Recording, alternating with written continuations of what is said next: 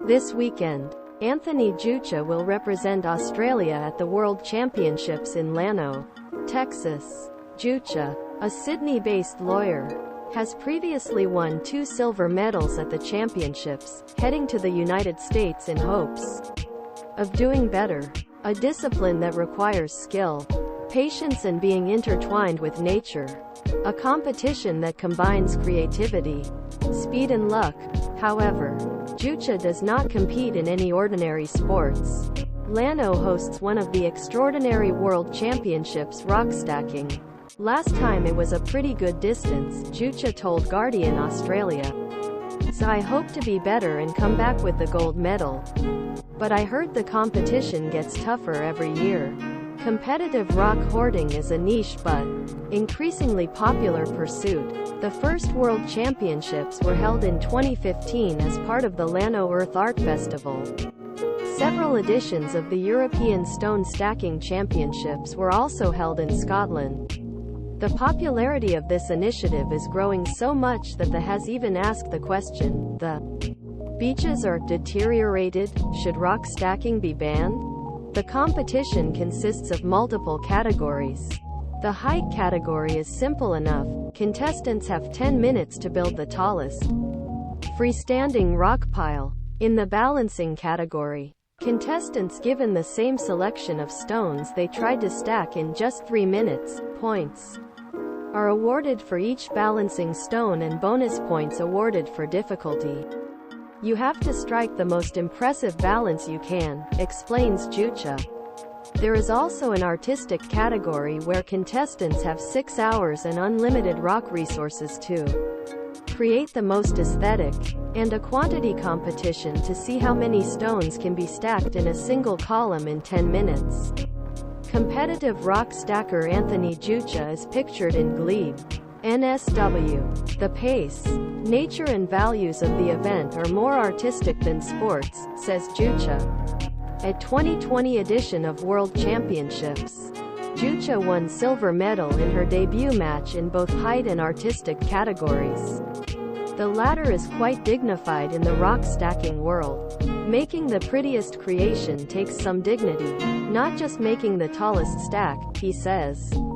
Jucha was almost taking home gold in the quantity competition before a misunderstood regulation saw their ambitions fall to the ground.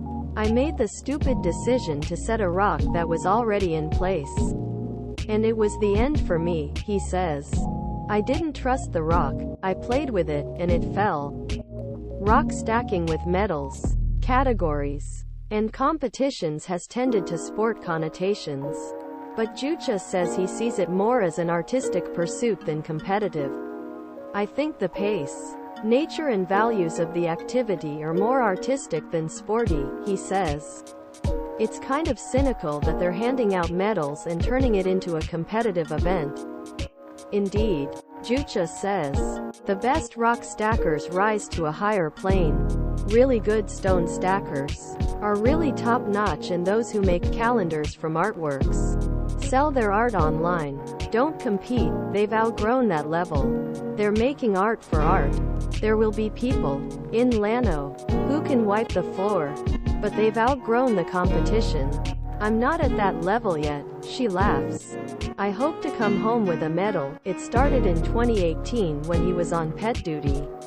I was walking the dog resentfully at night, Jucha says.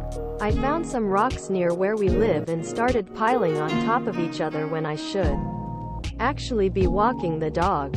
Inspired by a series of family camping trips near a river. Since river rocks can be nicely eroded to create beautiful shapes, it doesn't have to be a very tall pile, you can make sculptures. Really beautiful piles.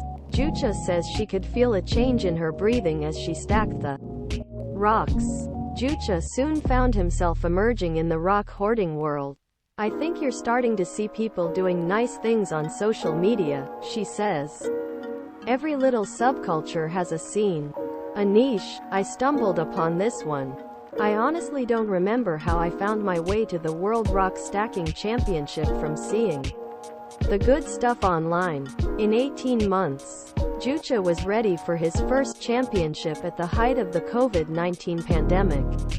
The last day of the tournament was cancelled and Jucha had to run away from home. But she was addicted. It was a beautiful scene, it really welcomes people, he says. It was a big deal that I had traveled from Australia. After promotion, Jucha trains at a local park in Sydney. It is stacked with bare feet to ensure as much contact with the ground as possible. You're stacked on earth, and that seems to help you feel and connect with ground beneath you, to fully feel context of rock, he says. This is why sitting is better than squatting or standing.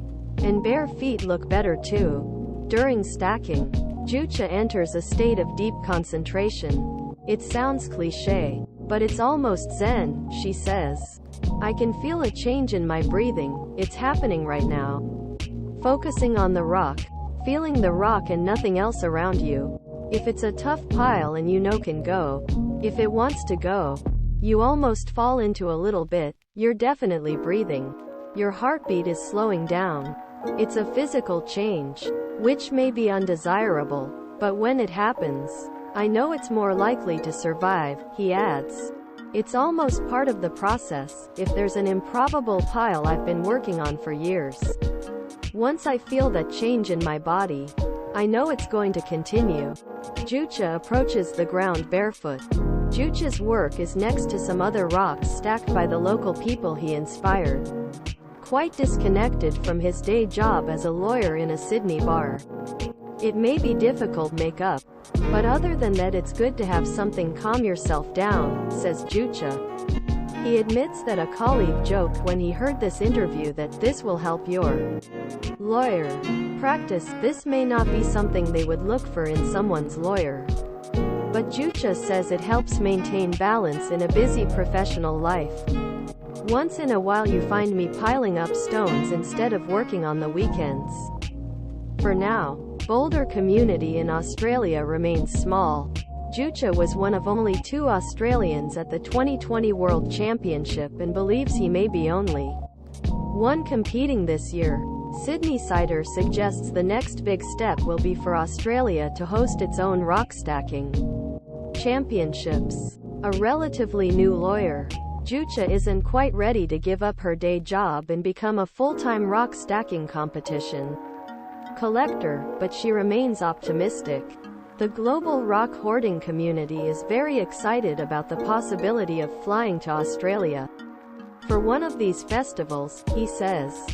So if anyone's interested in buying one from scratch, I can promise you a few dozen artists will be eager to come. Waiting for the Australian edition may take patience, but this is something rock stackers have in abundance. It won't be unusual when piling up. You may feel like it's possible for the rocks to come together, but it may take 20 minutes for them to go, explains Jucha. And then definitely the wind blows it 2 minutes later. In the digital age, where all kinds of sports are commercialized and replaced by technology, rock stacking maintains a simple purity. You have to be very optimistic that it's temporary, that it's going to be knocked down sooner or later, Jucha says. He describes his experience of once stacking stones on a beach for 3 hours in a row. As soon as I left them, these kids came and kicked them, Jucha remembers. It's just part of it.